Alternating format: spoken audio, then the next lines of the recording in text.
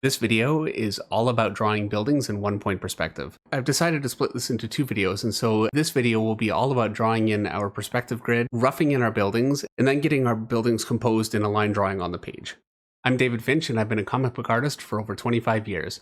If you enjoyed this video, please like and subscribe and share with your friends. If you'd like to know what tools I'm using to draw, take a look in the description below, and if you have any comments or suggestions for future videos, please leave a comment below.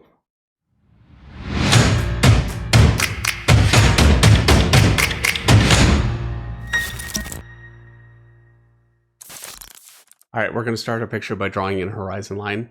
The horizon line represents your eye level, and we're doing a one-point perspective for this picture, and so that point represents where you are looking into the image.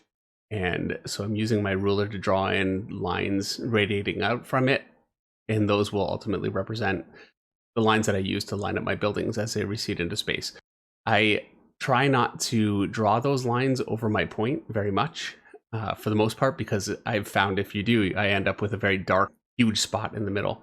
And so now to do my vertical lines, I'm using a T-square and lining it up with the bottom of the panel. But this really isn't the way that I work. And I know most of you won't have this tool, but this is actually a mapping tool that I use, and it gets great parallel lines. So I'm just going to quickly show you how I get lines with it.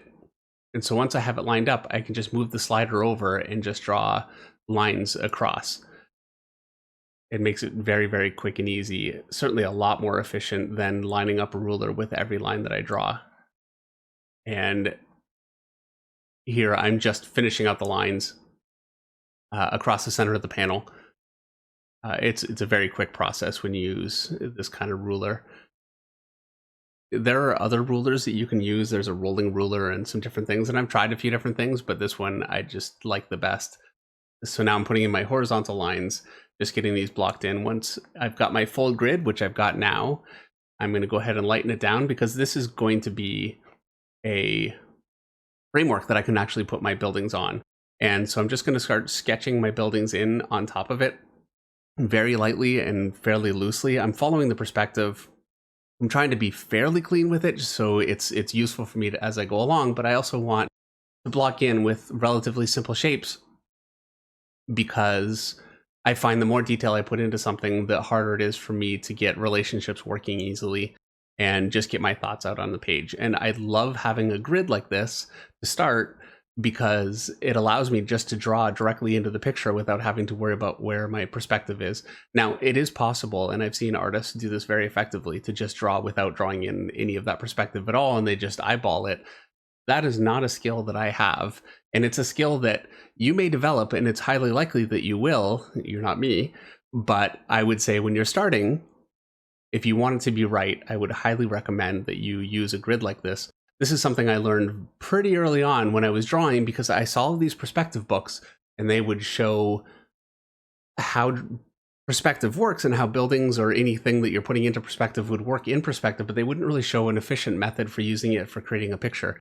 And I wanted to be able to create a picture out of my head. So it's important to me to be able to just put buildings and things wherever I want inside of that picture. So now I'm going ahead and drawing some buildings on the other side. I'm just sketching these in just for placement. And again, I want them to be fairly descriptive of what I'm finally going to put into the finished picture because I want as little guesswork as I can get. Once I'm actually drawing in detail, it's much harder to erase, and it's much harder also for me to see larger shapes when I'm working that way because I'm really concentrating on the details. So the whole idea is to work out just like a figure, you want to work out your broad shapes, make sure that everything's working and you're happy with it. And once you are, then getting your finished detail on top of it is much more effective and easy and really relaxing. This is a time-consuming process for me to do. It's something that takes me actually, frankly, especially with a background like this, quite a bit longer than drawing figures, but I can really just relax and enjoy some music and just have fun with the process. It's really enjoyable, I think, once you really kind of get the hang of it. So what I'm doing now is I'm just using my basic guidelines, which are very difficult to see, I think, on the screen, but it's easy enough for me to see. And in the finished picture, it doesn't interfere with the actual art, and that's the idea. I want something that's in there that will guide what I ultimately draw, but won't fight with it and create a mess underneath and make a messy looking picture. So I'm going ahead, I got in a couple of windows. I'm doing a couple of dormer windows on the top of this building here. And I've drawn in the first window, and then the second window, I tried to make sure to line up with it. And it's wider also because it's closer. Get the roof on there. I'm lining it up with the roof of the building. And I'm making sure, something that's very, very important, and hopefully it's clear with what I'm drawing here, but that window actually has dimension. All of the pieces that make up the sill and the different parts of the window are like long, I want to say rectangles. They're not rectangles. They're dimensional, like cubes, but elongated. And so they need to be drawn dimensionally. If they're drawn flat, you end up with very flat looking buildings. And so I'm drawing in some detail for my, I guess it would be like a metal roof. I've already kind of come off angle there. I'm going to fix that. And this is why I don't put in shadow. I just get my lines working and get the overall cartoon working for this picture. This is going to take quite a while to get this in, but it allows me to make those kinds of mistakes and then fix it. So I'm trying to really make sure, without using a ruler, the idea of this, as much as I possibly can, and there are a couple of places where I bring out a ruler for really long lines when I'm having trouble getting an even line, but I don't want to be using a ruler and doing the kinds of things that really slow me down. So I've got the top of the roof drawn in. I'm lining up the lines of my roof, of the metal roof, with what I have below the windows to make sure that it matches. And I'm going to give it a little bit of detailing on top. This is just going to be like a little decorative railing goes on top of the roof. This is my foreground building. So I want it to be fairly detailed. I don't want it to draw too much attention, but I don't want it to be empty and characterless. So I always put a little bit more thought into what I have in the foreground. Unless there are times, especially on a deadline, this is a building that I would just do in silhouette. And I might even make it quite a bit bigger. I could take up a good portion of the panel, and that's a trick that is actually very effective. Compositionally, it can really work if you plan a black shape in there well. But for this one, I don't want to take those kinds of cheats as much as possible because I really want to show you how to do it right and how to get all of that detail in and to do the work that it takes to get a very, very detailed, believable environment in. And so for reference, I'm not using anything right now, but I have looked at some architecture photographs, and that's been helpful.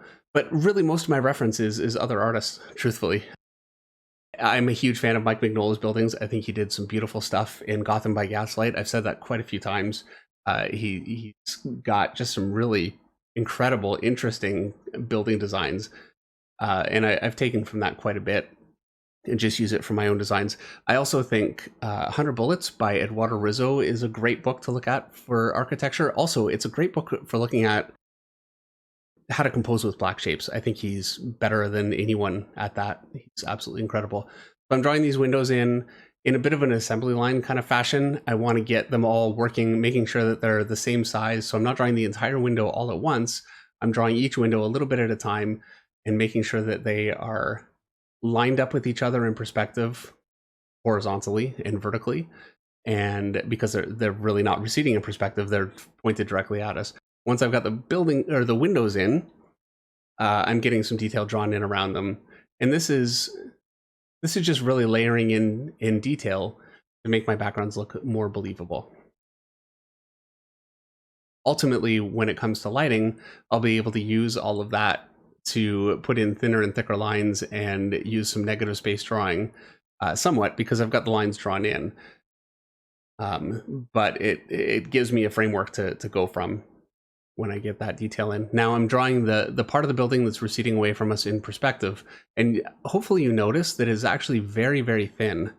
It's a problem that I see quite a bit looking at people's artwork is they will draw the receding portion of a building very, very deep and not draw the windows narrow, and it ends up looking like a building that just goes endlessly into the distance, and it looks badly out of perspective, but it's something that is correct. The perspective is right, but it's just way too deep, and so it looks wrong. And unfortunately, I don't know, and I've not seen a rule that makes that very, very easy to figure, because I could make that building as wide as I want. So it's something you really kind of need to be aware of and to eyeball, and probably, certainly when you're starting, go thinner than you think. I went ahead, once I got those windows drawn in, I just drew the other ones in and skipped through, because this is such a detailed drawing. It's a considerable amount of time. I wanted to make sure that this video wasn't hours long. So I'm trying to get in the detail, and then skip where I'm just reproducing what I had already done. And for the foreground building, with no lighting, it's a little difficult to see, but I've got a couple of chimneys on top of it, and they're arranged to kind of give that an overall shape. I want it to have a shape that's pleasing in the foreground, and then I want to make sure that the buildings behind it also form a compositional shape. So at this point, I'm not worrying about lighting and separating my buildings with light, but what I am doing is making sure that I'm not just randomly layering buildings in, I'm trying to arrange them in a pleasing way.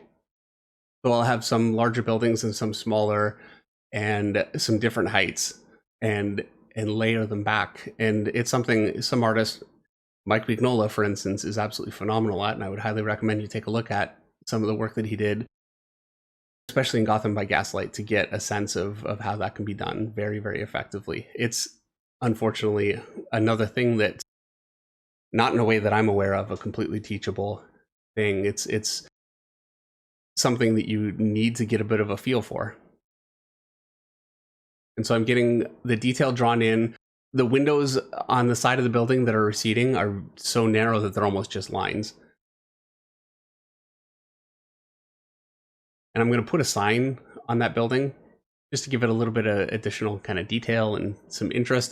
I want to make my city scene here look lived in and like a real place where things are actually happening. So having things like signs, things like downspouts, and antennas, and air conditioners in windows, which I didn't actually do here. Maybe I should have, but those kinds of things can really lend a believability. Now I'm drawing an awning. We're getting close to the ground level here underneath those signs, so I decided to put an awning under that building there, and it also kind of helps finish out the overall shape of those buildings as a compositional element. I'm going to go ahead and draw a building in behind. This is a much smaller building. Another thing that unfortunately takes a little bit of interpretation is your sizing. When you go further back into the picture, obviously things get smaller, and that's something that you need to eyeball. You need to make sure that you're not drawing larger windows in the background than you're drawing in the foreground. You need to make sure that your bricks get smaller and they're proportional to the kind of building in the kind of space that you're drawing. So now I'm just blocking in my overall shapes for where I'm going to put my windows, some ledges, and here are my windows drawn in, and you can see they're quite a bit smaller than the building in front. There can be a bit of a wiggle room because some buildings have larger windows and some buildings have smaller. So it's something where you can actually have some discretion and get away with it, but it's also very easy to break your illusion when the sizing gets a little out of control. So you really want to be as aware of it as you possibly can. I'm going to put a little more detail on top of this building. I love elements on top of buildings just because a building can be a little flat on top and compositionally not really quite as pleasing. So if I put in a water tower or antennas or chimneys, those kinds of things, it makes it look more believable and lived in, and it also gives me something that I can create some interesting shapes on top of the buildings with. Now in the background here, this is something I really like to do. I prefer older classic buildings. I think they're so much more interesting to look at, but cities nowadays are obviously much more modern. So it's nice to, rest the camera down in an older section of the city. And then in the background, you see the newer downtown. And so I'm drawing in some much more modern futuristic buildings in the background. They are also much, much easier to draw. So it's always nice once I get to the back of the picture and I can just throw in some quick buildings in more of a modern style. Now I'm drawing in a ledge for a building on the opposite side of the street, and this is pretty close to us, so I'm going pretty large with it. And hopefully you can see the shapes that I'm drawing there, they are not just lines. I'm trying to draw in perspective um, actual 3D shapes, like blocks fitting together. And once you get comfortable with perspective and you get comfortable with drawing with a grid, which is a great aid, they become very easy to think about that way. But it's something that you kind of need to train yourself to get used to. Really, it's like drawing a cube in perspective. You're just doing that everywhere. I'm drawing the top ledge of the building, and now I'm thinking to myself, okay, I've got a whole lot of room to cover here. So instead of using what I had in my sketch, I've decided to make this building quite a bit larger, and it extends all the way to the top, and that's going to save me a huge amount of time. And also, I think compositionally, it gives me a little more interest. I don't want to have a bunch of buildings that are all relatively mid-ground and relatively the same size. I want to have some large buildings, some smaller buildings, and really change it up and keep it more visually dynamic. So I think it's actually more effective this way, with the added bonus of it being easier. And, I'll always take that if I can get it. And so I'm just drawing in some brick detail. I'm not measuring those. It's just eyeballed, but I'm trying to be as aware of it as I possibly can to make sure that they don't, some aren't super wide and some are super narrow. And as I go across, you can see me kind of lining up with my pencil. I want to make sure that these line up as much as I can. I don't worry about it a huge amount, but I want to make sure that they line up with the bricks. They're like large, I guess, stonework pieces on the other side of that window. If you don't do that, it can look a little bit disjointed. And I'm taking a piece of paper. This is a question actually I get asked all the time. How do I manage to not smudge my pencil? Well, generally speaking, I try and start at the right hand of a picture and move left. That helps. I didn't do that here. And when I end up lighting this, I actually don't do that there either. And sometimes just, comfort level where I feel more comfortable starting trumps, other factors like smudging. So I just take a piece of paper and it works pretty effectively. So I've got my foreground building done. I want to make sure that those buildings actually have a visual dimension and they aren't just flat. So I'm just erasing out a bit and drawing in the outer shape of those blocks. Makes things look more believable. It's like a video game. The older video games would have stone or different elements, and the profile would just be completely flat because they didn't have the ability, the processing power to be able to do the kind of complex models that would be shaped on the sides. Well, with a pencil, we have that ability. Obviously, you don't have to worry about processing power. So you want to make sure that your profiles are interesting and not just flat ruled shapes.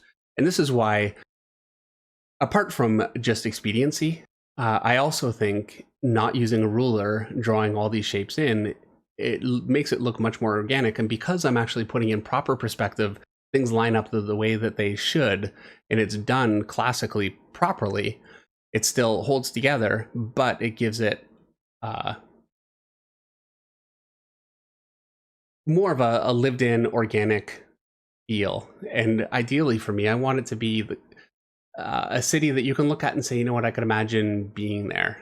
And backgrounds are so much more work than figures, but ideally backgrounds, what they do, even if a reader isn't really aware when they're looking at a picture because they just see that cool shot of Wolverine or that cool shot of Batman, the city that they're in and the background that they're in gives them their context and makes it feel real. And I think skimping on backgrounds really, really hurts a story, and it really hurts the immersion.